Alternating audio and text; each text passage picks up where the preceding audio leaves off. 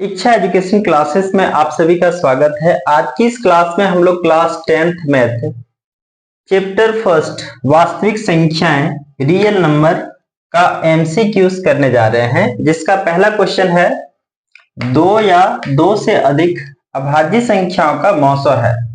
मौसो यानी कि महत्तम समापवर्ती HCF। ठीक है, तो दो या दो से अधिक संख्याओं का HCF क्या होगा, हम इसे चेक करते हैं किसी दो अभाज्य संख्याओं को लेकर के। तो दो अभाज्य संख्या सपोज दैट यहाँ पे हमने 3 और 5 लिया, ठीक है ना, और इनका हम HCF निकालेंगे। तो यहाँ पे क्या है कि 3 जो है वो छोटी संख्या है 5 से, अतः 5 से हम 3 को विभाजित करेंगे, 3 एकम 3 शेष रह जाएगा 2। ठीक है, अब इस 2 से 3 को करेंगे तो 2 एकम 2 शेष रह जाएगा 1, और इस 1 से हम 2 को करेंगे तो 1 को 2 बार पढ़ देंगे तो यहाँ पे हो जाएगा 2, यानी कि हमारे जो यहाँ पे शेषफल के आगे रिमाइंडर 0। तो जब रिमाइंडर 0 हो जाता है तो वो भाजक ही क्या कहलाता है, HCF कहलाता है। ठीक है ना, तो हम क्या देख पा रहे हैं कि 3 और 5 दो अभाज्य संख्या है, लेकिन इन दोनों अभाज्य संख्याओं का जो HCF आ रहा है वो कितना आ रहा है, 1 आ रहा है, 1 आ रहा है। अब हम दो से अधिक अभाज्य संख्याओं को भी यदि लेते हैं तो उनका भी HCF 1 ही आएगा। मान लीजिए कि यदि दो से अधिक अभाज्य संख्या 3, 5 और 7 लेंगे तो इन तीनों का भी HCF 1 आएगा। ठीक है ना, सो क्वेश्चन के अकॉर्डिंग दो या दो से अधिक अभाज्य संख्याओं का जो मौसा होगा वो होगा 1। ठीक है, क्वेश्चन नंबर 2 है दो परिमेय संख्याओं के बीच कितनी परिमेय संख्याएं हो सकती है। दो परिमेय संख्याओं के बीच, यहां पे हम इसका एग्जांपल लेते हैं। मान लेते हैं कि एक परिमेय संख्या 1/2 है और दूसरा परिमेय संख्या जो है वो, ठीक है ना, यहाँ पे 6 या तो 1/7 ले लेते हैं। ये दो परिमेय संख्या हमारे पास है, ठीक है ना। इन दोनों के बीच कितने सारे परिमेय संख्याएं आएगा, ठीक है ना। तो ये डिपेंड करता है कि हम इसको इसके अंश और हर में क्या गुणा करेंगे। यदि इसके अंश हर में हम गुणा कर रहे हैं यहाँ पे 10 से, ठीक है ना, तो यहां भी 10 का गुणा हो जाएगा। तो ऐसे में 10 को एक बार पढ़ लेंगे, ये हो जाएगा 10 और 10 दूनी 20। इधर 10 एकम 10, 10 साते 70।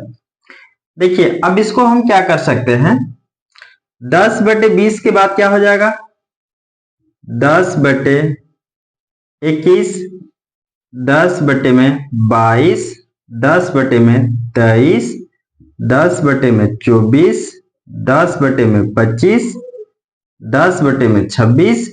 इस तरह से अनेक संख्याएं निकाली जा सकती है। आप जितना अधिक, यहाँ 10 की जगह में आप यदि 100 से अंश हर में गुणा करेंगे तो और अधिक संख्याएं निकलेगा। यदि आप 1000 से करेंगे, लाख से करेंगे, करोड़ से करेंगे तो इतनी सारी परिमेय संख्याएं निकल जाएगा जिसको काउंट करना पॉसिबल नहीं है। ठीक है ना, तो हम ये कह सकते हैं कि दो परिमेय संख्याओं के बीच अनंत परिमेय संख्याएं हो सकती है। ठीक है ना। क्वेश्चन नंबर 3 है निम्नलिखित में कौन सा अभाज्य संख्या है। अभाज्य संख्या किसे कहते हैं, जिसका सिर्फ और सिर्फ 2 गुणनखंड होता है, उसे ही हम अभाज्य संख्या कहते हैं। यहां पे देखिए जो 4 है, हम यदि 4 को चेक करेंगे तो ये क्या हो जाएगा, 4 को हम लिख सकते हैं 2 गुणे में 2 गुणे में 1। मतलब ये 4 जो है अभाज्य संख्या नहीं है, क्योंकि इसका 2 से अधिक गुणनखंड है। उसी प्रकार 9 को हम क्या लिख सकते हैं, 3 गुणे में 3 और गुणे में फिर 1। यहाँ पे 16 को देखिए, ठीक है ना, 16 को क्या लिख सकते हैं, 2 के गुणे में 2, फिर गुणे में 2, फिर गुणे में 2, यानी कि 2 दूना 4, 4 दूना 8 और 8 दूनी 16। तो मैं क्या देख पा रहा हूं कि इन तीनों में, option A, option B, option C में, इन तीनों में इन सभी का जो अभाज्य गुणनखंड है वो 2 से अधिक है। मतलब ये तीनों अभाज्य संख्याएं नहीं होगा। तो अभाज्य संख्या कौन है? तो option C is right answer of this question, ठीक है ना।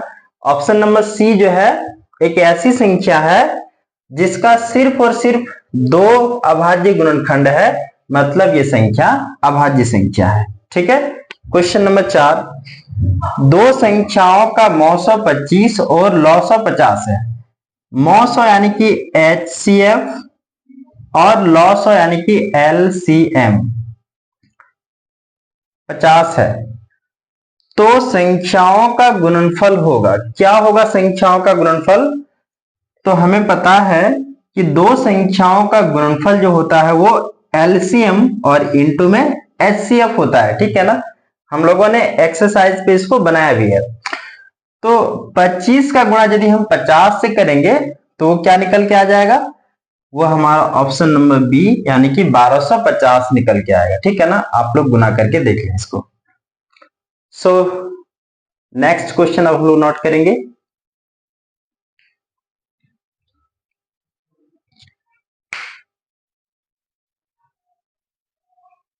क्वेश्चन नंबर 5 है, निम्नलिखित में कौन अभाज्य संख्या है? इसमें हमें option A B C D दिया हुआ है।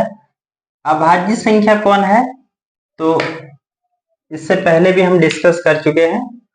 ऐसी संख्या जिसका सिर्फ दो गुणनखंड हो वो संख्याएं अभाज्य संख्या कहलाती है।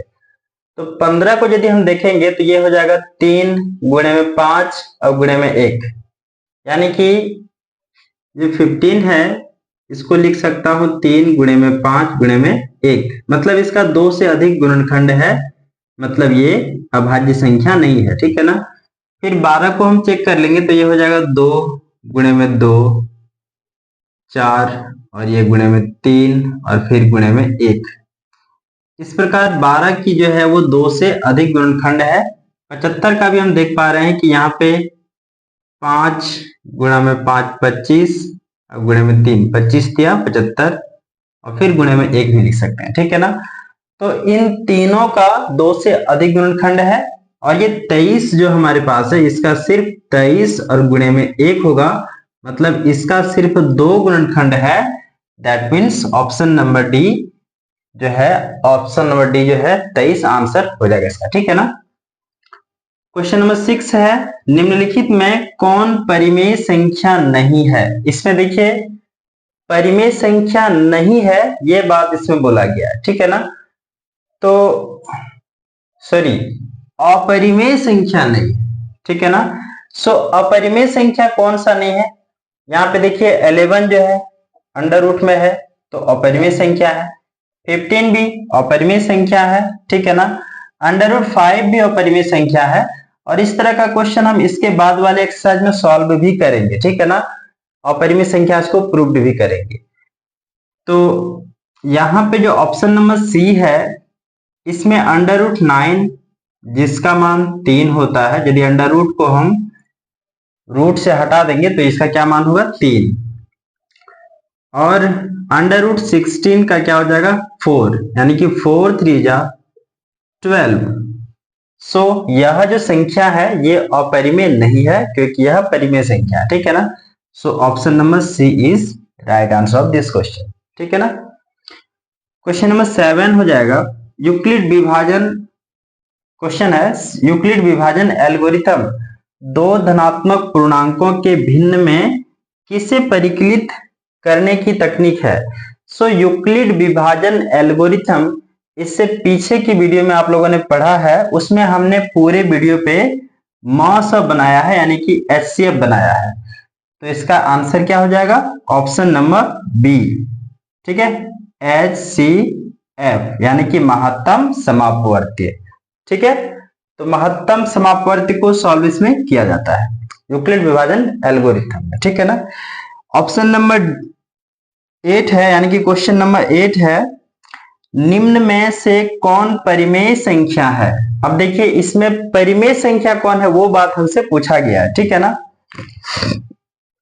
तो ए और बी सी डी 4 ऑप्शन है, प्लस का 3 यहां पे दिया हुआ है, ठीक है ना। और यहां पे दिया हुआ है जो है 2 अंडर रूट 2 और अपॉन में 2। हमें पता है परिमेय संख्या किस रूप में होता है, p/q के रूप में होता है, ठीक है ना। p/q यानी कि अंश बटे हर के रूप में होता है। तो हम यहाँ पे 2√2 के बटे में √2 को लिखेंगे। तो ये देखिए √2 से √2 कट जाएगा एक बार में, ठीक है ना। तो यहाँ क्या बच जाएगा, यहाँ बच जाएगा 2 के बटे में 1, जो कि एक परिमेय संख्या है। इसीलिए option number B is right answer of this question, ठीक है।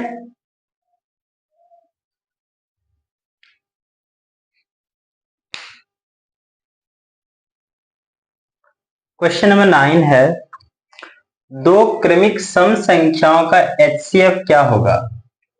दो क्रमिक मतलब क्रम में जो सम संख्या है उनका HCF क्या होगा। सो क्रमिक संख्या जैसे यहाँ पे हम एग्जांपल लेते हैं 2, 4, ठीक है ना, 4, 6, 6, 8, ये देखिए क्रमिक संख्या है और सभी के सभी ये क्या है, सम संख्या है, ठीक है ना। सो यहाँ पे जब हम 2 और 4 को यदि हम HCF करेंगे तो ये दोनों ही 2 से कट जाएगा, मतलब इसका HCF क्या आएगा, 2 आएगा। और यहाँ भी 4 और 6 का यदि हम HCF करेंगे तो इनका HCF क्या हो जाएगा, 2 हो जाएगा, क्योंकि 2 से दोनों ही संख्याएं विभाजित है, ठीक है ना। और 6 का भी 2 से यहाँ पे पूरा पूरी ये कट जाएगा। मतलब हम क्या देख पा रहे हैं कि यदि हम इस तरह से सम संख्याओं को क्रमिक रूप में ले रहे हैं तो उनका HCF क्या आ रहा है, 2 आ रहा है। So option number B right answer होगा, ठीक है ना। और यदि यहाँ पे क्रमिक सम संख्याओं की जगह पे खाली लिखेगा यहाँ पे क्रमिक संख्याओं, यदि सम को हटा दिया जाएगा तो दो क्रमिक संख्याओं का HCF क्या हो जाएगा, 1 हो जाएगा, ठीक है ना। लेकिन यहाँ पे सम संख्या बोला गया है, इसीलिए इस बात का ध्यान देना है कि सम संख्या क्या है, ठीक है ना। सो ये इसका आंसर हो जाएगा। क्वेश्चन नंबर 10 है, 1400 में 2 की अधिकतम घात क्या है।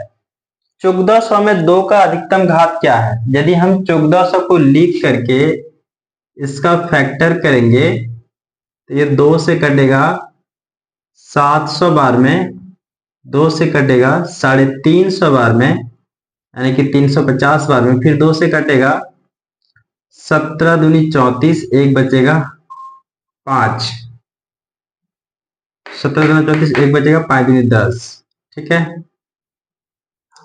और इसको यदि हम 5 से काटेंगे तो 3 बार में 15, एक बचता है 15, 3 को 5 बार में 3 बचे 15, फिर ये 5 से कटेगा 7 बार में 35। तो 2 की अधिकतम घात क्या है। सो 2 की अधिकतम घात क्या है, 1, 2, 3, 3 ही बार 2 आ रहा है। 1400 को 2 से काटेंगे 700 बार में, इकाई दाएं से 2 से काटेंगे 350 बार में, 2 से काटेंगे तो ये 2 एकम 2, एक बचेगा 15, 2 सत्ते 14, एक बचेगा 10, 2 पंचे 10, फिर 5 से कटेगा 5 तिया 15, एक बचेगा 15, एक 5 तिया 15, 2 बच जाएगा ना, यहाँ पे 2 बच जाएगा 25, 5 बचे 25, ठीक है। और 5 सत्ते 35, तो 2 की अधिकतम घात कितनी आ रही है, 3 आ रही है, ठीक है ना। सो ऑप्शन नंबर बी हो जाएगा इसका आंसर। नेक्स्ट क्वेश्चन है क्वेश्चन नंबर 11, क्वेश्चन नंबर 11, जिसमें 6/15 का दशमलव प्रसार क्या होगा। यदि 6 को 15 से विभाजित करेंगे, ठीक है ना, तो इसका दशमलव प्रसार हो जाएगा शांत, क्योंकि 6 को 15 से काटने पर यह पूरा पूरी कट जाएगा, ठीक है ना। यहाँ पे 0 आ जाएगा, 0 यहाँ पे लिखेंगे पॉइंट, यहाँ 0, 15 चौक 60। सो देखिए ये जो 15 से है वो 0.4 विभाजित पूरा पूरी हो जा रहा है, मतलब क्या होगा, शांत दशमलव प्रसार होगा, ठीक है ना।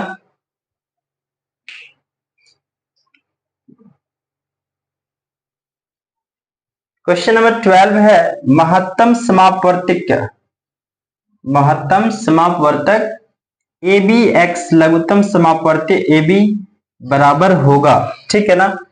क्या हो जाएगा, इन तीनों का गुणा हो जाएगा, तो ये ऑप्शन नंबर सी हो जाएगा इसका आंसर। ठीक है, क्योंकि ना तो इसका स्क्वायर हो रहा है, ठीक है, ना ही बी का स्क्वायर है, क्योंकि यहाँ पे एक्स भी है। ठीक है ना।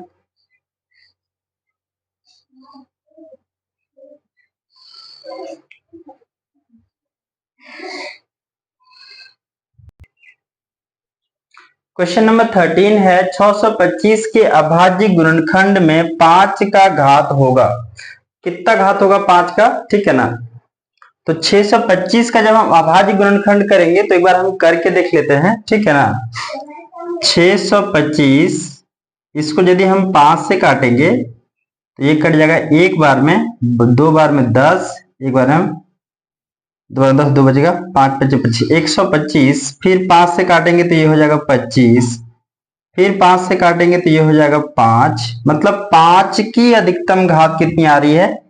4। सो option number D is right answer of this question. ठीक है।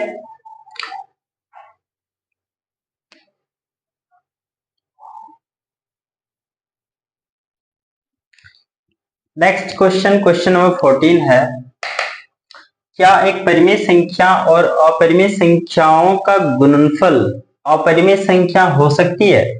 देखिए, परिमेय संख्या और अपरिमेय संख्याओं का गुणनफल दोनों हो सकता है। ठीक है ना। परिमेय भी हो सकता है और अपरिमेय भी हो सकता है। ये डिपेंड करता है कि आप किस तरह की संख्याओं को लेकर के गुणा करते हैं। सो इसका हो जाएगा ऑप्शन नंबर सी आंसर।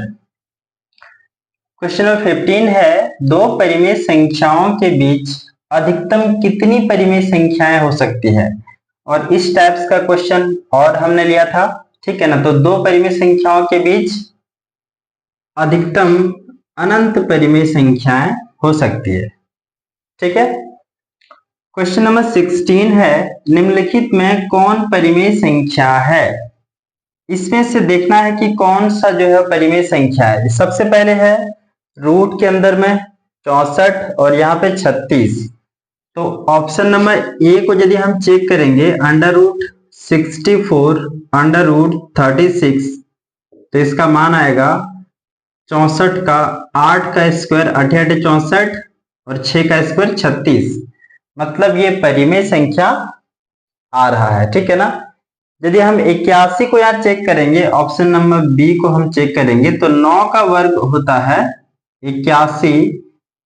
ठीक है ना। तो 9 भी क्या है? एक परिमेय संख्या है।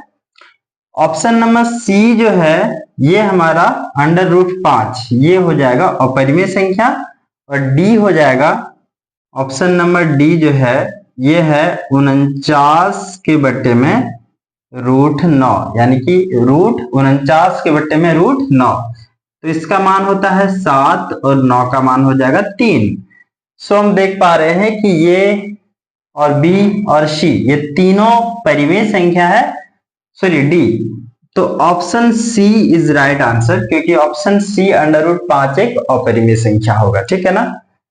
क्वेश्चन नंबर 17 है वृत्ताकार पथ पर 3 धावक एक ही साथ दौड़ना प्रारंभ करते हैं। ठीक है। पिछले क्वेश्चन नंबर 7 की तरह ही ये क्वेश्चन हमने ऑब्जेक्टिव लिया है। जो एक चक्कर लगाने में, ठीक है ना, 3 घंटा 4 घंटा 8 घंटे समय लगाती है, तीनों के प्रस्थान बिंदु पर पुनः मिलने का समय क्या होगा? तो हम ना 3 4 और 8 का एलसीएम करेंगे, तो 3 4 8 का एलसीएम करेंगे तो क्या आ जाएगा? ये आ जाएगा 24। आप लोग इसे कर सकते हैं। सो ऑप्शन नंबर डी हो जाएगा इस क्वेश्चन का आंसर। ठीक है।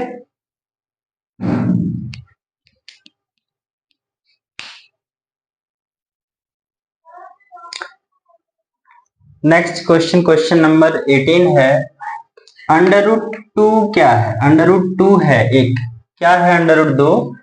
तो अंडर रूट 2 जो है वो एक अपरिमेय संख्या है। सो अंडर रूट 2 जो है वो क्या है? एक अपरिमेय संख्या है। ठीक है ना। यदि x square minus 5x plus 4 is equal 0 हो तो x का मान होगा, x का मान क्या होगा? देखिए x के जगह पे कितना रखेंगे कि ये क्या हो जाएगा? 0। तुम यहाँ पे x का मान जो है 4 रख के देखते हैं 0 होता है कि नहीं। तो यहाँ पे 4 का स्क्वायर माइनस 5 गुणे में 4 प्लस का 4, ठीक है ना। तो 4 का स्क्वायर 16 हो जाएगा, माइनस 5 चौक 20 और प्लस का 4, तो 16 में 20 घटेगा, कितना हो जाएगा, -4 हो रहा है, और यहाँ प्लस का 4 यानी कि माइनस प्लस 0 हो जाएगा, ठीक है ना, कट जाएगा। तो ये जो 4 है ये क्या है, ये कौन सा संख्या है, -4 जो है ना तो भिन्न संख्या है, ठीक है ना ही अपरिमेय संख्या है, तो ये पूर्णांक संख्या है, ठीक है ना।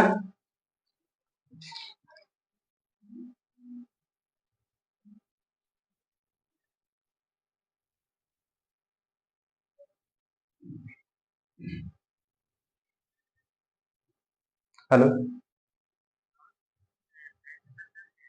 ठीक है, हम कॉल करते हैं आपको 10 मिनट में।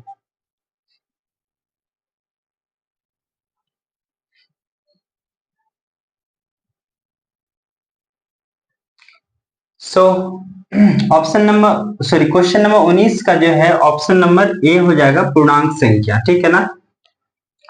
क्वेश्चन नंबर 20 है 3√3, ये क्या है, तो ये स्पष्ट अपरिमेय संख्या है, ठीक है ना। और यहाँ पे 1 2 1 1 2 1 1 1 2 इस तरह से एक की संख्या लगातार बढ़ रही है, मतलब यह क्या है, अपरिमेय संख्या है, क्योंकि ना तो शांत होगा ना ही संख्याएं रिपीट होगा, ठीक है ना। तो ऐसे में ये संख्या क्या हो जाएगा, अपरिमेय संख्या। और क्वेश्चन नंबर 22 है π/2 क्या है, तो पाई बट्टे में 2, पाई एक अपरिमेय संख्या है और इस अपरिमेय संख्या के बट्टे में 2 है, मतलब ये क्या है, एक अपरिमेय संख्या है।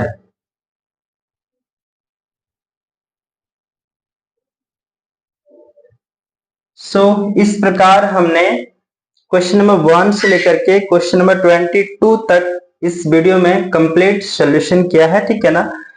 नेक्स्ट वीडियो में हम लोग और काफी सारा ऑब्जेक्टिव करेंगे, ठीक है ना, वो एग्जाम टाइम होगा। बाकी बात इसमें आप लोग को कहीं कोई डाउट लगता है तो आप लोग कमेंट करें, या फिर कोई चीज यदि आपको समझ में नहीं आता है तो भी आप लोग कमेंट करें, ठीक है ना। हम इसको और ज्यादा बेहतर समझाने का प्रयास करेंगे, ठीक है। नेक्स्ट वीडियो में हम लोग बाकी के एग्जाम्पल और एक्सरसाइज 1.2 कंप्लीट करेंगे। आप लोग इस वीडियो को लाइक करें, शेयर करें और सब्सक्राइब करें। तब तक के लिए best of luck, thank you.